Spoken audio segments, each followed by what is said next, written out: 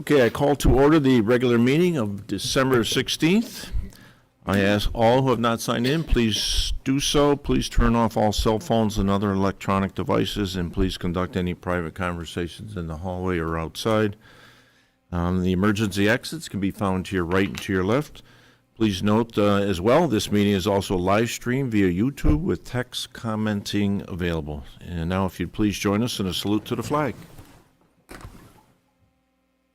Pledge allegiance to the flag of the United States of America and to the republic for which it stands, one nation, under God, indivisible, with liberty and justice for all.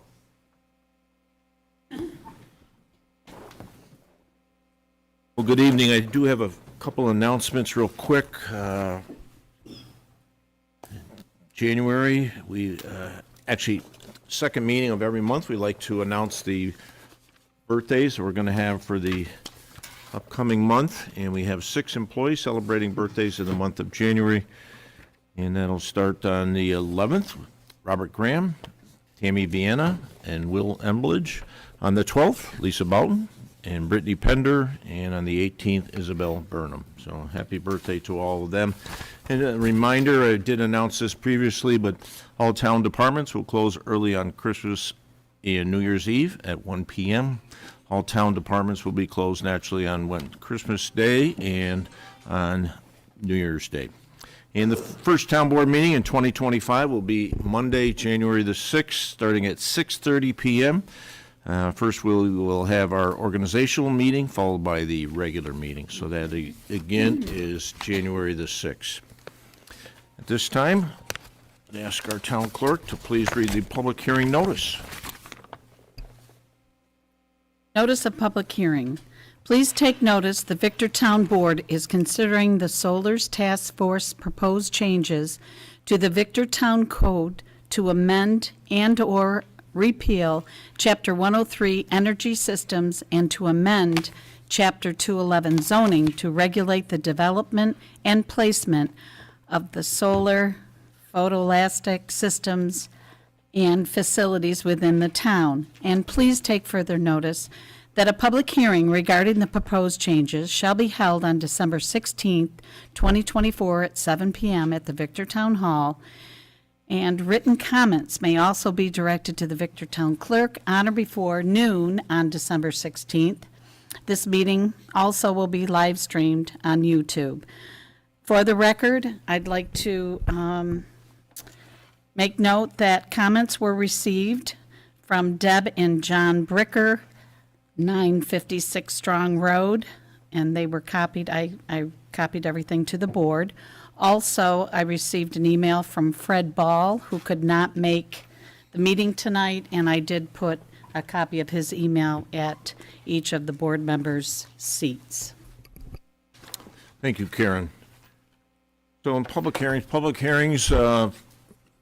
probably 95% of the time is just, it's an opportunity for the public to address the town board, provide some input as we build the record. And so it's usually not a Q&A, but certainly tonight we're going to allow some questions to be answered if they're technical questions that the members of the committee can ask. So that is one thing. In addition, our town clerk mentioned that these meetings are virtual. So there's individuals that are certainly sitting home tonight watching it. They can watch it tomorrow, or residents here this evening may choose to watch it again. So what we're going to do is we're also going to provide, most likely close the public hearing. We will keep the public hearing for written comments only open until 12/31/24. So we'll allow for some additional days for individuals to provide written comment, and at that point, that would allow the town clerk ample opportunity to get those written comments over to the town board prior to the meeting on January the 6th. So at this time, I know we have a presentation, and we have a presenter, one of the members of the committee, Mr. Mike Reinhardt.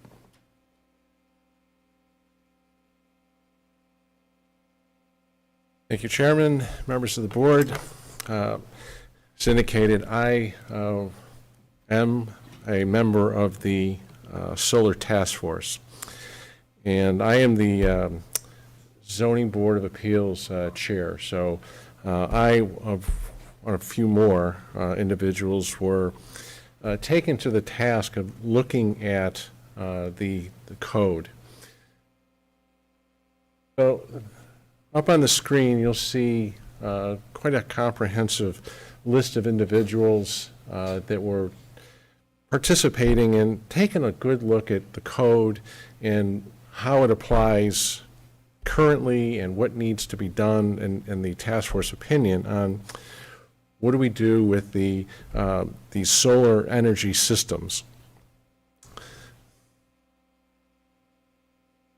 So it is important when we took a look at the code as it existed, in my opinion, and I think hopefully the rest of the committee agreed, is that when you look at a code, it's important right in the forefront to look at the title and purpose as well as the intent, because that really is going to give the theme of what the code is, what it's designed to do, and if there was any questions going down the line, you would always look to the title and purpose as well as the intent. And I just want to point out, as far as on the title and purpose, some key words in there, some phrases: encourage and promote safety use of the PV systems. And as far as the intent, enhance agricultural viability, preserve productive agricultural land resources, protect the character of existing residential areas, and provide public utilities, facilities, and services. So as I indicated a little earlier, what were we thinking about doing? We start with really taking a comprehensive review of the current code, and then take a look at the aspects. If you look at those bullet points, that's what we really were focusing on. And this doesn't happen overnight. It took weeks and months and a lot of thorough talking and discussing, debating, if you will. What we also looked at, too, was, as far as even the residential areas, is to enhance those setbacks to preserve the residential properties. So there's the proposed map. And if Adam, if you could just use your pointer there and show us where those areas are to help both the audience and the viewers what we're thinking about on the proposed solar overlay areas.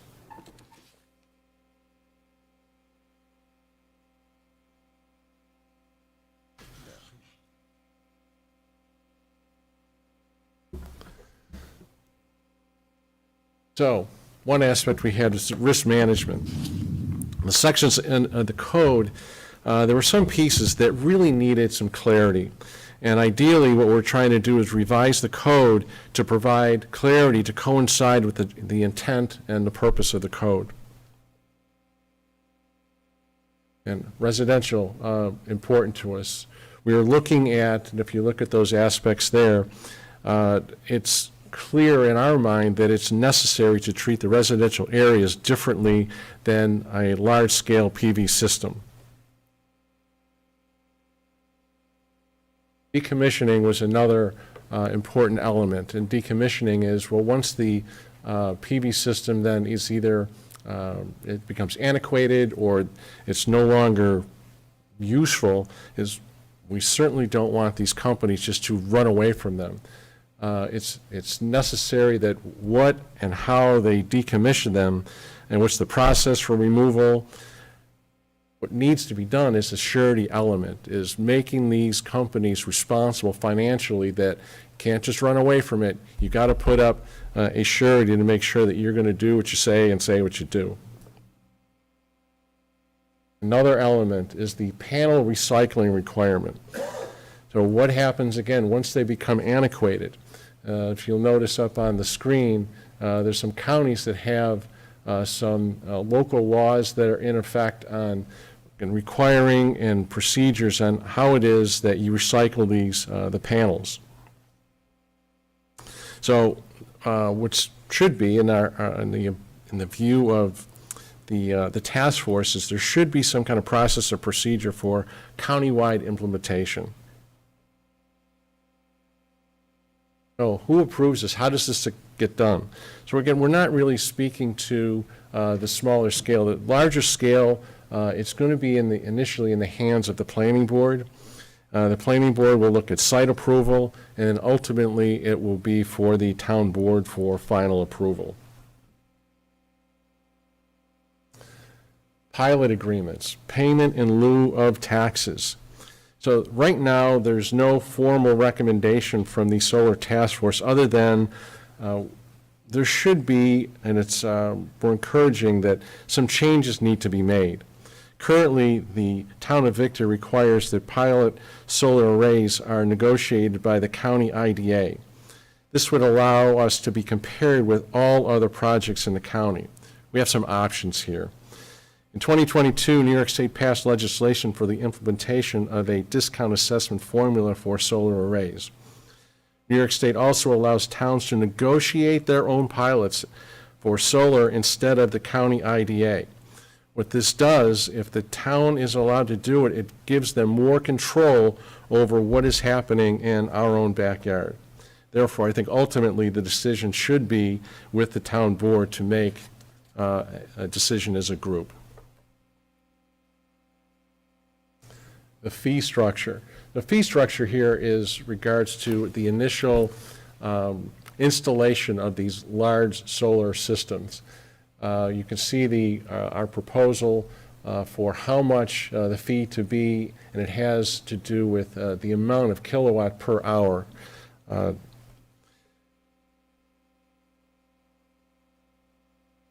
Now, there's also a concern that we had on battery storage. So large-scale battery storage is a safety concern. We did some research and consulted with some individuals, and especially fire marshals. It is extremely difficult to extinguish any kind of battery fires. So the large-scale systems are going to be prohibited, at least what we'd like to see it that way. All right, with that, if there's any questions, either I or members of the task force would be happy to answer them.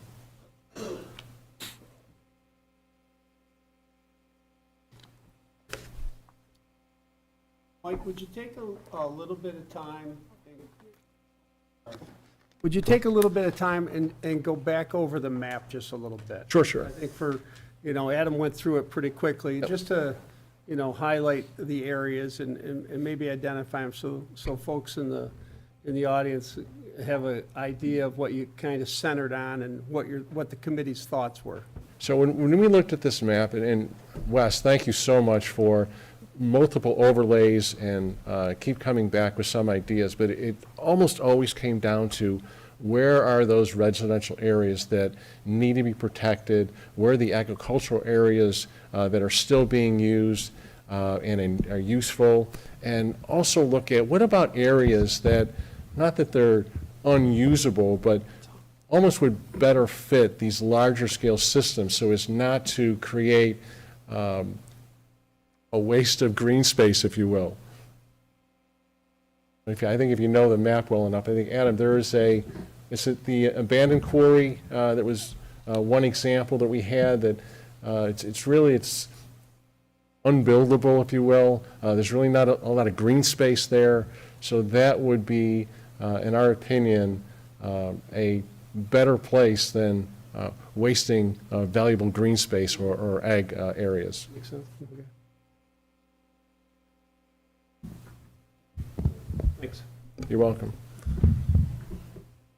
Any other questions?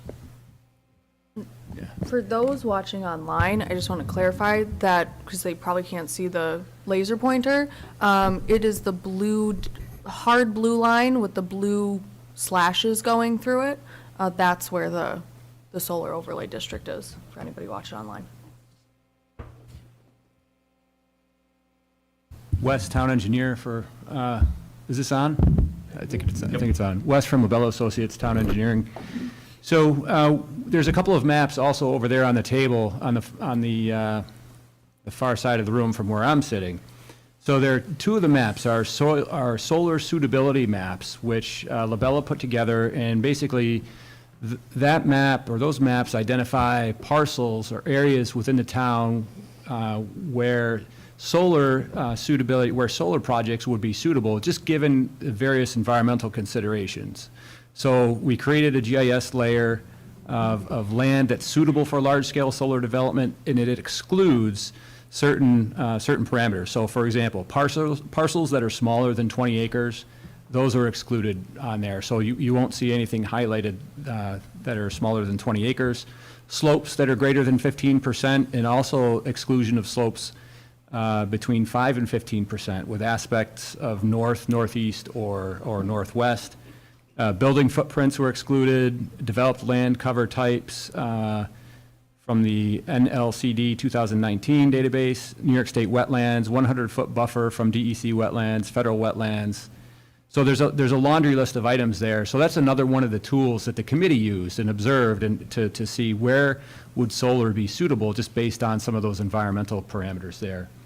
So there was also a few other maps that were used or referenced. We looked at the ag districts in Ontario County, the portion of the ag district that's in the town of Victor, some soils mapping, prime farmland, the water and sewer map, and a bunch of the maps that show in the town's comprehensive plan.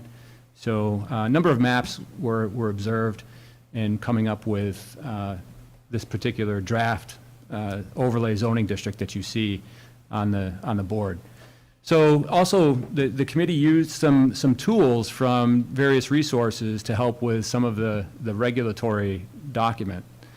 So there's a 2023 solar guidebook that was published by NYSERDA. Very good information. That it also includes a model solar law. And we also use 2 publications from the American Planning Association, Planning for Solar Energy, a planning advisory service report, and also Planning for Utility Scale Solar Energy Facilities, Planning Advisory Service memo. So just some of the general information that we use to help the committee.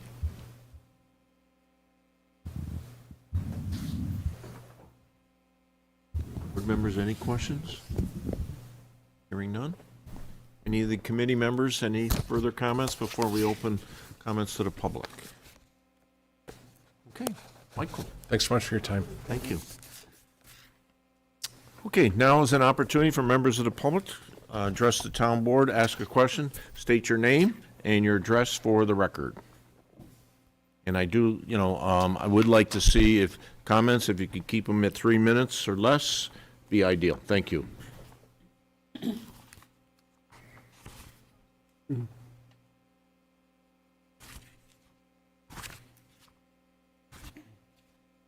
Hi, my name is Haley Effler, 337 Stanton Drive, Syracuse, New York, 13214. I have a question about the proposed overlay district and where solar was formerly allowed. So this may be a more technical question. I'm just curious what the difference in acreage was where solar was previously allowed under the former or current existing ordinance in comparison to the new proposed ordinance and overlay. What is the difference in allowable acreage for solar, either in the positive or the negative to that effect? As I mentioned, I won't be answering this question, so. I figured that was a technical question, not a problem. So I don't know if you have that answer off the top of your head. So I can try to answer it. Sure. And let me know if I misunderstood your question. So previous to this draft solar law that's the town board is considering tonight, there wasn't a defined district within which solar could be located. Correct me if I'm wrong, Code. I think it was allowed, permitted town-wide. Okay, got it. So this is really kind of narrowing the area, the geographic area within the town. So it's cut by more than 50%. Just looking at the map, the solar overlay district appears that it reduces the area by at least 50% where it would be permitted. Okay, so you're reducing where solar is allowed by more than 50% in the town. Yeah. Okay, thank you. Yep. Thank you. Any other members of the public?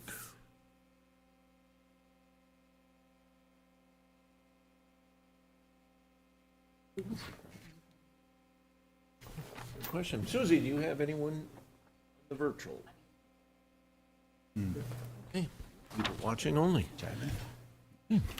Well, as mentioned, we will keep the public hearing for written comments open until the 31st of this year. And need a motion to close this public hearing. Thank you. All those in favor? Aye.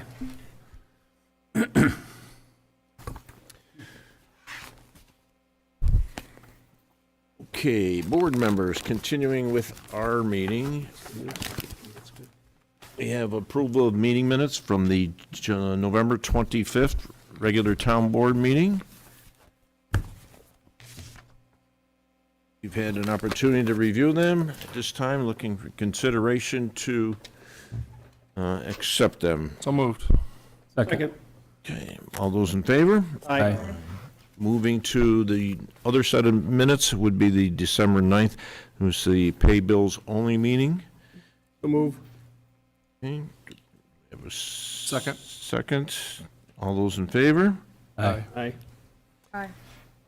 And at this time, I'll ask the town clerk to please introduce manifest number 24, the final one. Manifest number 24 in the amount of $223,248.01 has been reviewed by the Victor Town Board with the following accounts charged: general townwide, general outside village, highway townwide, S&S Consolidated Sewer Fund, and trust and agency. Thank you, Karen. And just so everyone has an understanding of kind of where we're spending some of our tax dollars these days, we start with expenditure number 1, American Rock Salt. Payment number 2 is the Barclay Damon. There are chargebacks to developers on this invoice. Payment 3, Bluestone Creek, January rent for Parks and Rec. Payment to Barn Door Production, sponsorship and event support. Payment to CDW, new computers purchased. Heidelberg for town road materials. Payment to Hometown Energy for November fuel. Payment to Integrated Systems, additional support hours for IT. Payment to LaBella Associates, and again, within this invoice are chargeback to developers as well. And payment to Ontario County for the 2024 election services. Total of the above-mentioned expenditures is $178,408.99. Total town expenditures minus the previously mentioned expenditures equals $44,839.02. Board members, any questions on this manifest? So moved. Second. Okay. All those in favor? Aye. Okay, this time it's privilege of the floor. We have with us our town historian, Babette Huber, and she has a visitor from the Landmark Society, Megan Clem.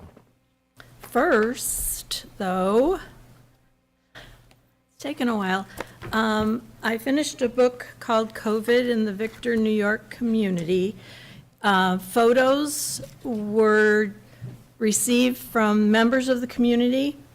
So what I've done with this book over the 4 years that we lived through the historic, wonderful time of COVID,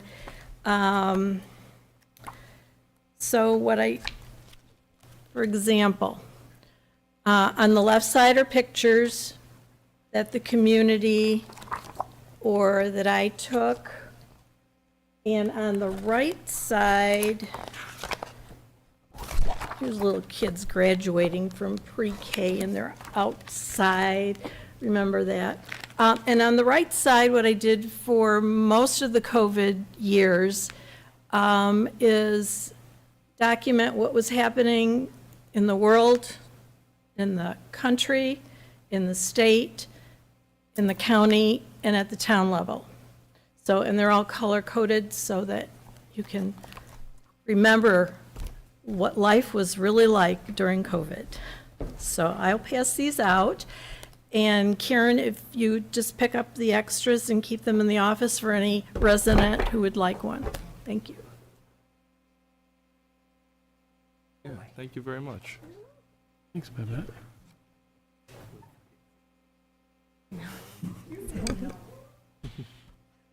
I'm giving one to Mr. Nankin, because in the last 10 years, second and fourth Monday of every month, we know where to find you, sir. There you go. Very kind. Thank you. They bring back bad memories.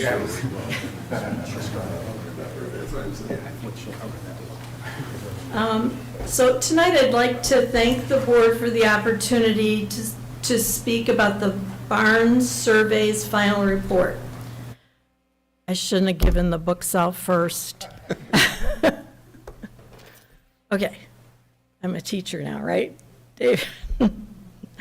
I'm very pleased that this project is completed. It's taken us 3 years, and it's important that the town, the planning board have another document that they can make decisions for the future of planning in our town. We started this project during the pandemic, and now it's come to its conclusion. And the scope actually was made larger for me because during the time of this survey, the Historic Advisory Committee thought it would be a good idea to not just do a barn survey, but also to interview the remaining agricultural families that we have in the town. And ultimately, I'll be doing another book. And this time it'll be about the agriculture of the Victor community. It'll be a lot thinner because we are losing a lot of farms and barns. And I want to thank Megan and her staff at the Landmark Society because they did the bulk of my research for me. So all I'll be doing is putting everything together and maybe putting a little bit more of a personal tone to the book. So what I'm going to do now is introduce you to Megan, and she's going to do a very short presentation. What Megan did, her report, her total report, was almost 90 pages long. I didn't think you'd want to sit through that. And it includes maps, and it also includes spreadsheets. So we condensed it so that you can just have very short understanding of what the Landmark Society did. And if you have any questions at the end, let us know. And if you want the whole report, I got it. Thank you, Babette. Thank you. I do have Megan and Babette. I know when many of us travel this state or other states, we always see these historic barns in disrepair. Is there funding to assist? There is funding to assist.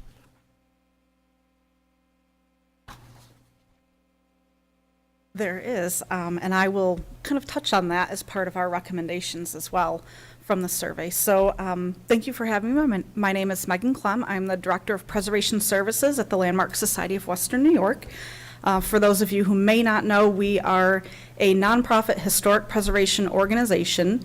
We are based in Rochester, but we serve a 9-county region in the Genesee Valley and Finger Lakes. So we have quite a large base that we work with through all sorts of historic preservation issues and funding questions and all sorts of things like that. So tonight I just wanted to touch base and go over very quickly the report that we have finished, the Victor Historic Barn Survey. This has gone through quite an iteration, and I have the pleasure of completing it after some of my colleagues have moved on elsewhere. So it's had quite a storied conclusion to it. But just to kind of quickly touch on a few things here in what you have in your packet. So just as a reminder, and thank you to the town board for allowing this project to take place and for allowing the town to have this done. So as far as the executive summary and what we did, basically there was a prior barn survey that had been completed by members of the town, correct? Residents in the town and volunteers. That was done in 2020. And as part of that survey, there was a discovery that the historic barns are being demolished at an alarming rate. I think in the past 2 decades prior to that survey, over 30% of the barns in the town had been demolished. So the primary purpose of this new survey was to identify and document the existing barns and to highlight and raise awareness of the significance of Victor's agricultural history and its landscape. So to run through kind of quickly how we went about the project through our methodology, it started off in December of 2022. We held a stakeholder committee meeting to go over the project and what would be done. We held an initial public meeting for residents of the town of Victor in January of 2023, which was very well attended. And then we started our preliminary survey, or what we call in the field a windshield survey, where we drive all the streets of the town with maps in our lap, and we mark things and make notes. And that was done in January of 2023, or I'm sorry, in April of 2023 when we started that. And then we take that information back to the office. We reviewed the 2020 survey. We do all sorts of research and come up with, after our preliminary work doing all of that, we came up with about 150 barns, just over 150 barns that are still standing in the town of Victor. As a matter of fact, in the end, you will see there's actually 168 barns that were part of this survey. I believe 68 of them, or somewhere around there, were barns that we actually found that had not been documented in the 2020 survey, so some additional barns we were able to find in that. We based on our initial assessment on field work. We documented the properties from the public right-of-way, so all of the barns and also some of the other agricultural outbuildings such as chicken coops, corn cribs, silos, things like that were included in this. Everything was done from the public right-of-way, except that we did include 12 site visits to individual properties where we could do a little bit further documentation, that's photographic documentation around the barns, so not just what we see from the public right-of-way, and then also the interior, which allowed us to really get a grasp of not only the types of barns, but also the condition that these barns are in now. Ultimately, we ended up doing 9 of those property visits that we were able to get permission from the property owner to meet with them and go on their property to take a look at these barns more in depth. And the research was completed, and then we also wrote the historic context, which I think we did not include in your packet, but is in the final report. So there's a historic context that basically goes over the general history of the town of Victor, specifically the agricultural history, bringing in some of that industrial history as they were tied together. So that is an interesting read that you can see in the full report. To quickly go over our findings, there were a total of 115 properties surveyed. The 168 barn number comes from the fact that several of those properties have more than one barn on them. The dates of construction spanned quite a long time, starting at the very beginning of the early 19th century. About 1800 is the approximate date of the oldest barn. And the town of Victor retains a diverse array of architecturally and historically significant resources related to agricultural history. Much of the barn stock is located towards the outer areas of town, and that's as a result of I-90 being installed in 1946, and also the thruway that came through. Or, I'm sorry, not the thruway, 490 as well, but mostly the thruway. And other recent developments that impacted historically agricultural properties, and they were most concentrated towards the center of town, is what we found during the survey. Again, we examined a total of 115 properties and 164 barns, that's the number. Out of those total barns, 68 were new that we discovered during our drive around. And let's see, of those barns documented in the 2020 survey, only between 2020 and our new updated survey, 9 are no longer standing and 5 were in noticeably worse condition.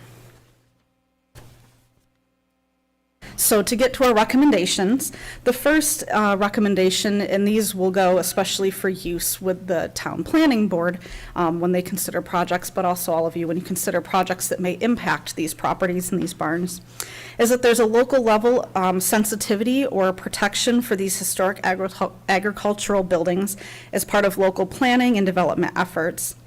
And that these buildings are recognized as an important part of acknowledging and preserving Victor's agricultural past as modern development continues to target open farmlands, former farmlands. And a survey such as this can be used for the town planning purposes to better understand the impact that demolition has on the landscape and identity of Victor. As part of that, we created a map that is a somewhat interactive map It's color-coded, so we marked every barn, and I think you may have an image of that with the picture of a barn pulled up on the front of it. That map there is color-coded, so each of the barns that we assessed were assigned either excellent, good, fair, or poor condition. And with that, in the full report, there is a brief kind of general considerations for if there's going to be a project that impacts that particular barn or that particular property, you know, the level of preservation concern, and so on. So that is all part of that map that you can click on each of the dots. It pulls up a picture of the barn so you can really see what you're looking at as you consider projects. The other recommendation is going to answer your question about funding, and that is the promotion and encouragement for use of the New York State Historic Barn Rehabilitation Tax Credit Program, which is available to property owners with historic barns.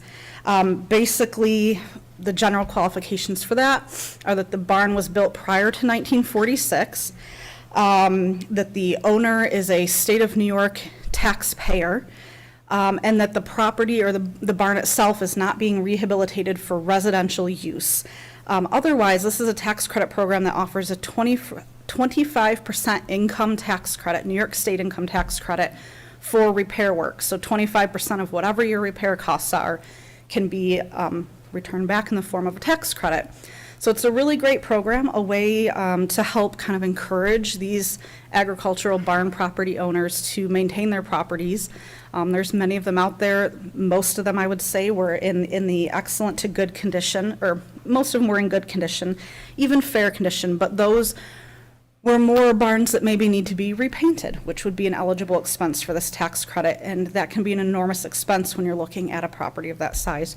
Roof repair and replacement, work to the structure and the foundation, so all sorts of things. So there is funding available for that program. So the output of the survey in the end is the full survey report. There is a list of barns that were surveyed that's included in that, along with all the information that we collected, such as its location, the barn type, its condition, the approximate construction date, and in some instances, the historic and current uses of those barns. The interactive map that I just explained and you have an image of. And then also the color coding of the different conditions of each barn to help in that planning process if and when there is a project that comes up that would impact that property or that barn. I think with that, unless I'm forgetting anything, that's a conclusion, quick run through of the project. Again, we are very grateful that the town notices and acknowledges their agricultural history in this survey, and we hope that this is something that can be widely used and for the public as well. Questions for Megan? Or Rivette? Can I ask? Yes. Does the barn have to be listed as a landmark structure? Oh, or great question. That's something I forgot to in mention. order to So- get those tax credits? Right, so unlike the other state historic tax credits where a property has to be listed in the National Register of Historic Places, the barn tax credit, it does not need to be listed. So any barn built prior to 1946, as long as it's not going to be used for residential purposes, is eligible for this tax credit. Thank you. Thank you, guys. Thank you both. Thank you. Appreciate it. Very informative. Okay, second individual to address the town board is Adam Rysek and FEMA new floodplain maps.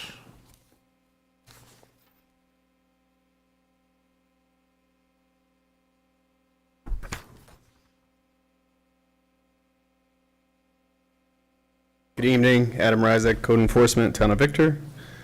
I guess the purpose of this conversation is that in September, we received a letter that an appeal period of 90 days had been posted by FEMA for the current draft maps to be accepted, and that appeal is for both municipalities and private landowners. This process has been going on for several years. These draft maps prior to my employment here.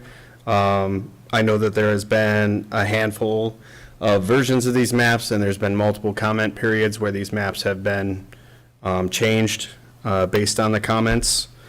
Back in the spring of 2023, FEMA held a meeting in Canandaigua with all the county municipalities, and one slide that they presented, which would have, direct relation to the town of Victor, is this structures in, structures out comparison. Now, this is an estimate, it's not exact, but due to, they've determined that the base floodplain elevation has decreased by approximately 6 inches, and that's mostly based on newer technologies to map grades and things like that. So when they did it back in the 80s, obviously the technology wasn't as good, but now they have more advanced LiDAR data and things like that. So for the town of Victor, what's interesting is that the structures that are in the effective special flood hazard areas is currently at 80 with the existing maps, and the structures in the preliminary maps that have been presented is down to 30, with 7 structures that weren't on the previous map being mapped in. And that has to do with more areas of streams and floodplains being analyzed, which weren't analyzed in the past. So there's more sections of stream that they never had data on before that they have data on now. So that's why you get an increase of structures versus, how do I word this? There's new structures even though 50 structures are coming out. Because the special flood hazard area has decreased, some of the structures just are going to be mapped out, which is a big advantage to those property owners. And I guess it's just, my recommendation is that the town of Victor has no need to appeal this draft map. And if you have any questions, I'll do my best to answer them. Adam, is it the municipality's responsibility to contact residents, or? So they posted it in the Canandaigua Daily Messenger, the Finger Lakes Times, and the Daily Sentinel back in September. So that was a public notification, and then we've also posted this information on the town website. As far as individual property owners, there's no directive for the municipality to contact them. So can we assume that insurance companies will be sending out notices that you, Adam, Jack, whatever, may need flood insurance now? Yeah, that's likely how it would happen. Also, there's no, the data they used, they say structures. It's not necessarily a dwelling. It could be a shed or a barn. So it's really gonna, how Or the that vice impacts them. versa, Jack. Yeah. Right. It could be the insurance companies could be notifying the property owners that they no longer have to carry insurance because Correct. their structure is now out of the floodplain.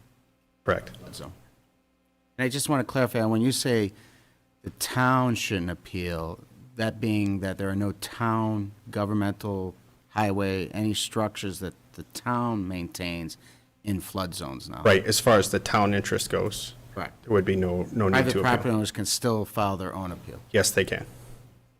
Adam, do you know, does that change the boundary lines at all with our Rosslyn Road Highway Department facility? And I know that we are very close on lot lines there with the floodplain area. On Rawson Road? Yeah, for the highway facility. I was just more so curious, as I know that we have boundaries there that are fairly close. I was just curious if it offered us more land that wasn't in that floodplain, or if it kept it pretty consistent. Are you you're referring to over at Rawson Road? Yeah. I would have to look at where. Okay, I was just curious if we had looked at that. Yeah, I guess I wasn't aware that there was even special flood hazard area over there. I know there's some wetland over there. Yeah, I wasn't sure if there was any designated floodplain area associated with those wetlands or not. No. I believe it's just the DEC wetland. Okay, Correct. so I wasn't Yeah. sure on that. Thank you. Yep. What's kind of interesting to me on this, so in a nutshell, there were 50 homes before. The net for us is that there are 50 less houses in the town of Victor that are now considered to be in a flood Structures, so some of it's businesses. Like you say, it could be a business, a structure. For an example, off the top of my head, Hunter Machine, Anthony Drive. Yep. It's coming out. Yep. That area shrunk quite significantly over there. Right, So, You're right. yes. right. There'll be 50 less structures in flood zone. In the special flood hazard areas, correct. I'm wondering if any of those are in the notification area of the DEC of the Boughton Park project that we're working on with the downstream disaster, you know what I'm saying? Just something to take a look at to see, you know, Jack, as we look at that. Yeah, That's a great question, because when you look at the village as well. Yeah. Village had 15 coming out, and it's not, we kind of know where the village is, so. Right. It could very well be, that's a great question, so something for our engineer that we have hired for, Maybe we're not at a Park. high hazard. yeah, I'm not sure if the DEC would have considered this draft map, Right. because it I has know. been out for a few years, but, I know. yep. So I would anticipate that yourself, the other code enforcement officer, and the department as a whole, maybe potentially getting some type of resident coming by if they did receive some kind of notice from their insurance company. They would need validation, or they maybe ask, you know, just, how did this happen? And it might be an educational time Correct. spent with these Yep, residents. and if they're out of the appeal period, if that was to cease, there are other avenues that a property owner can take as far as like letter of map revisions, letter of map amendments. There's processes in place, so. You know, any concerned resident, we would do our best to help them in any way that we could. Any further questions for Adam? Adam, thank you. Appreciate the Thank update.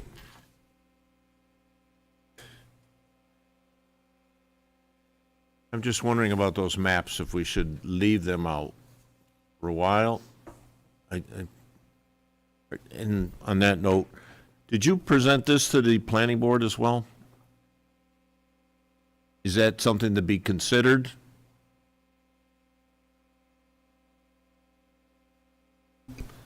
So we haven't addressed the planning board as far as the appeal. We haven't received the information of, so my understanding is that we will then get a letter saying that the maps are going to be, you know, finalized, and the town is going to have X amount of time to adopt Okay. the maps. And maybe at that time, it would be good to talk with the planning board, but, Probably the Because- Conservation Board too, as well, I mean, you know, so, something that we should consider as well. Okay? Thank you. Okay. Public comments and concerns. Start with the virtual one, and at this time, I'll ask if there's any members of the public that care to address the town board. Okay. Within your packet, you had the annual Conservation Board report to the town board, report from the Finance Office, IT, Parks and Rec, Planning and Building. Questions on any of those? Okay, I have a few things under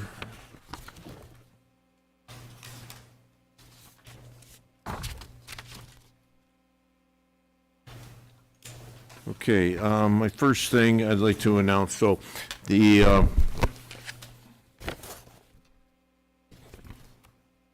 Finger Lakes Health Foundation recently announced a new board member, and Councilwoman Alexis Ogra has been recently elected to the Board of Directors for Rochester Finger Lakes Health Foundation. So congratulations to you.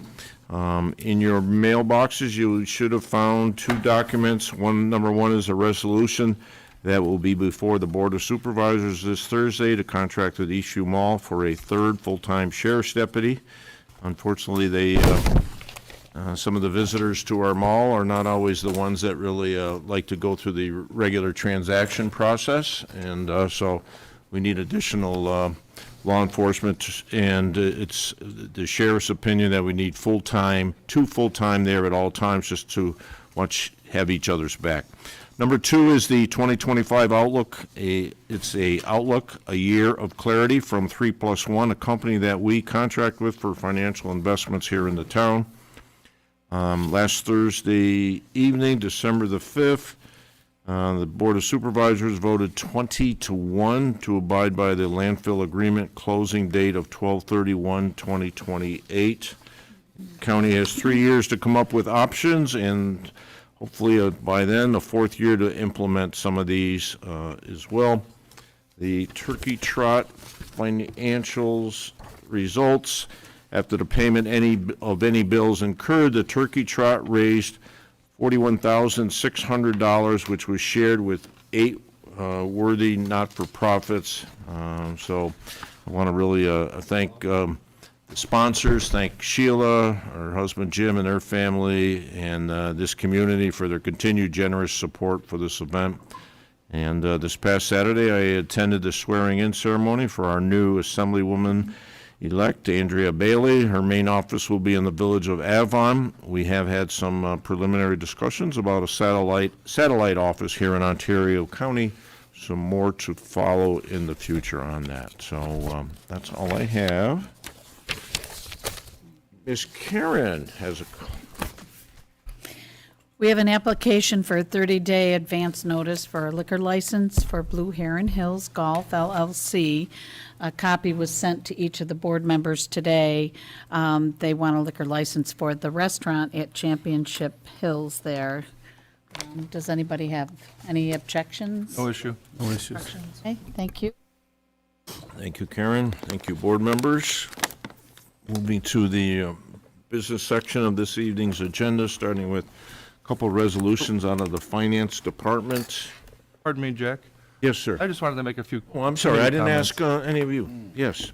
For the planning board, so they're currently discussing, and I'm sure the board's aware and has been kind of keeping an eye on it, they're discussing the Chick-fil-A proposal up at the mall. I know they've been back and forth a few times with some revisions. You know, as it stands, I think that Chick-fil-A, I think has overall done a fairly nice job to demonstrate an interest in adapting to some of the requests that have been made. Certainly, from a traffic, from a green space perspective, there are things to work through. I think particularly that green space perspective and an interest not to continue to whittle away at the limited green space up there is probably one of the larger concerns that they're working through. But as it stands, it's still an active process. And, you know, from my seat on the town board, I think, you know, I'm certainly interested in bringing successful business to the town that will be a good addition. So I'm kind of hopeful that we will come to a positive resolution on this, but certainly something that's still in the works on the planning board side.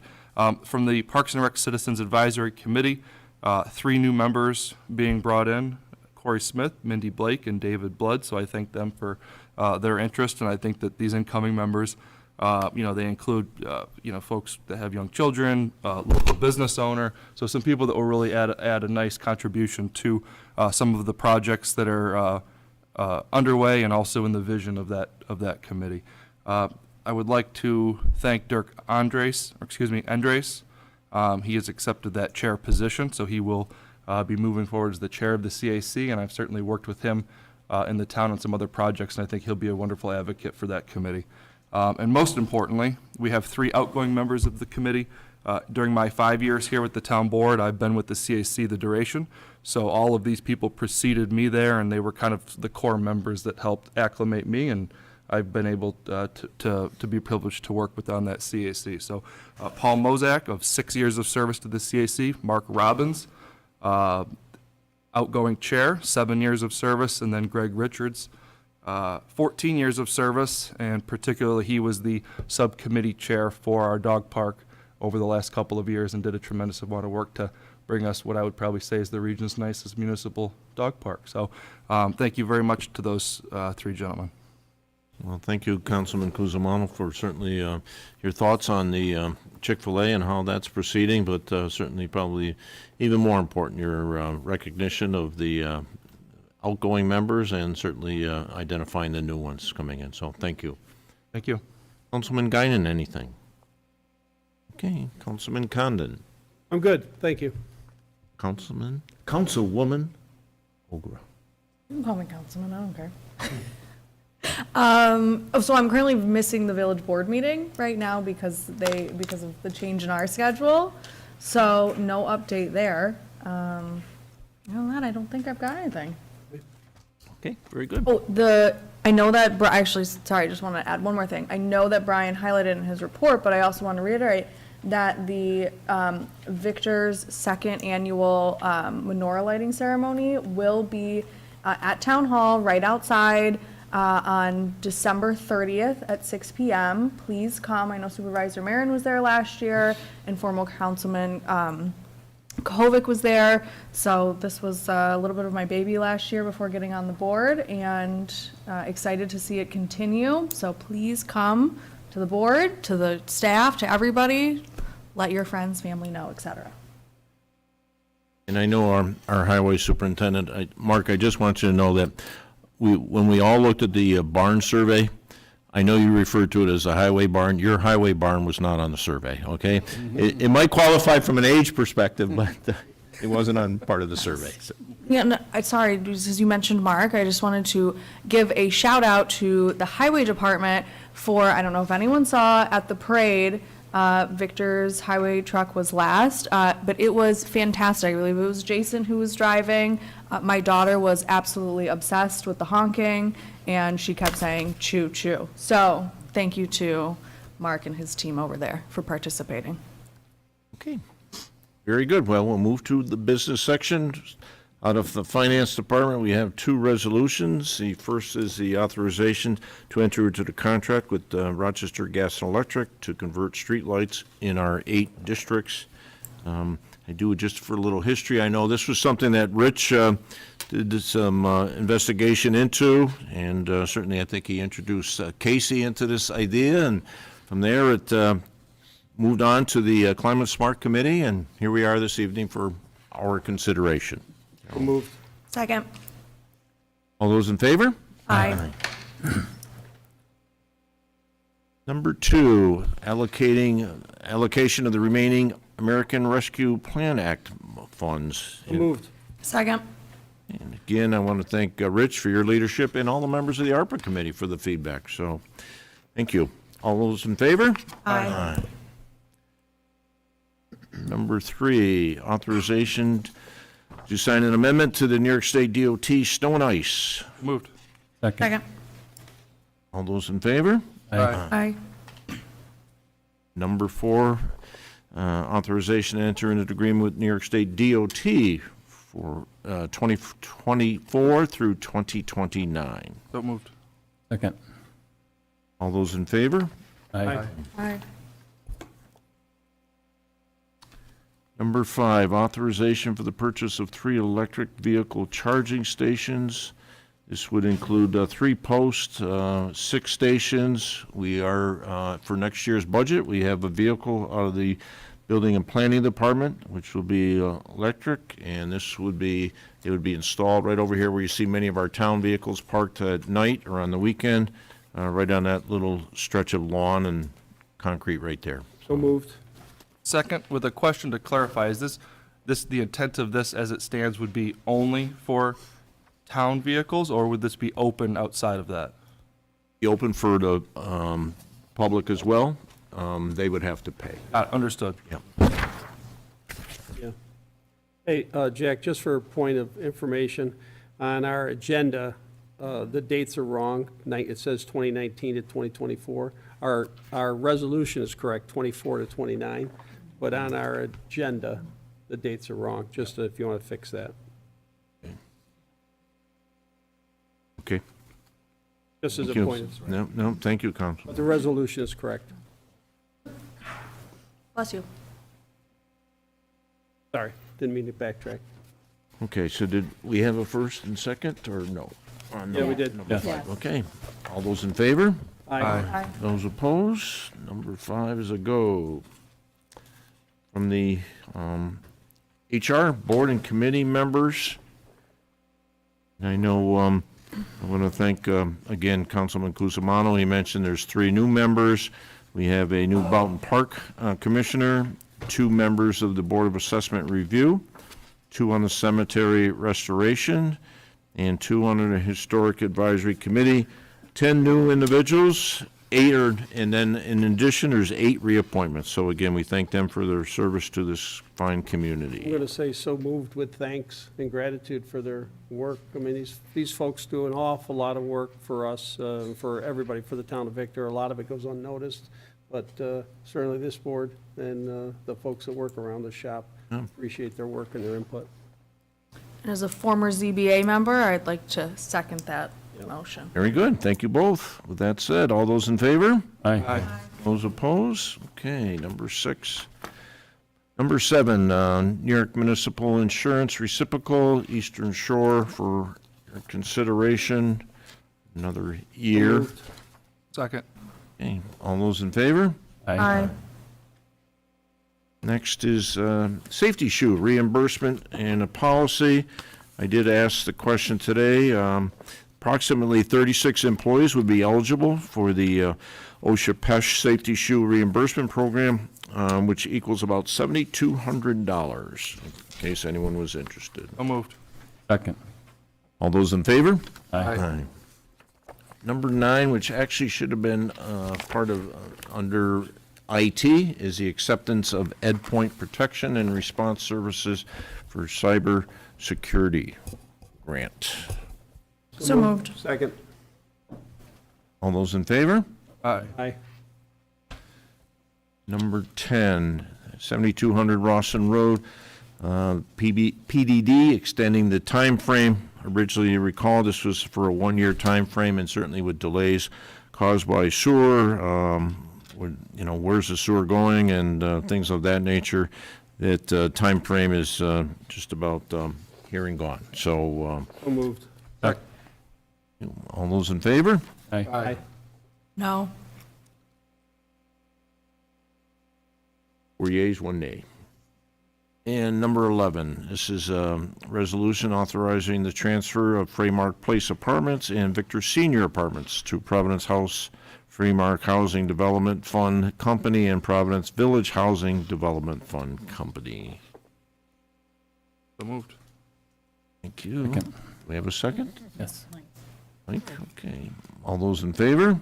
Aye. Aye. Those opposed? Number 12, fuel contracts, and there is no change in next year's calendar compared to this year for the administrative costs. We did make an increase for this calendar year and felt there's no reason to make a change for next year. So moved. Second. All those in favor? Aye. Number 13, Mercy Flight Central, the 2025 agreement for critical care. I did receive an email from the CEO, Jeff Bartkowski. Very thankful for our consideration here on this agreement for next year. So moved. Second. All those in favor? Aye. Those opposed? Okay.